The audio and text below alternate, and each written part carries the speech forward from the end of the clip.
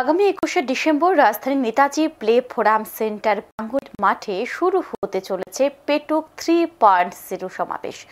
25শে December পর্যন্ত চলবে এই পেটুক সমাবেশ। মুখ্যমন্ত্রী ডক্টর মানিক সাহা ব্যস্ততার কারণে উদ্বোধনের দিন উপস্থিত থাকতে পারবেন না, তবে পেটুক সমাবেশের দ্বিতীয় দিন মুখ্যমন্ত্রী উপস্থিত থাকবেন বলে জানা গেছে এবং এছাড়াও সেখানে উপস্থিত থাকবেন সাংসদ রাজীব ভট্টাচার্য, মন্ত্রী শান্তনা চাকমা, আগরতলা পৌর নিগমের মেয়র দীপক মজুমদার সহ অন্যান্যরা। এবং শুক্রবার নেতাজি প্লে ফোরামের পক্ষ থেকে সাংবাদিক সম্মেলন করে বিষয়ে জানিয়েছেন পেটুক সমাবেশের চেয়ারম্যান রক্তিম সাহা। এবং বিস্তারিত কি রয়েছে দেখব একবার।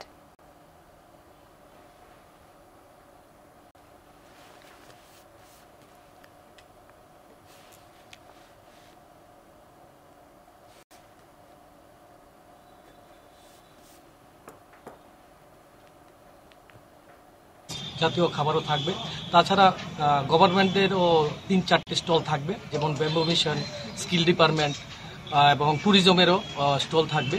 তো আপনাদের সবাইকে বলবো আপনারা এখানে এসে আনন্দ উপভোগ করবেন এবং আমাদের যে 5 দিনের প্রোগ্রাম সেটাতে সামিল হবেন।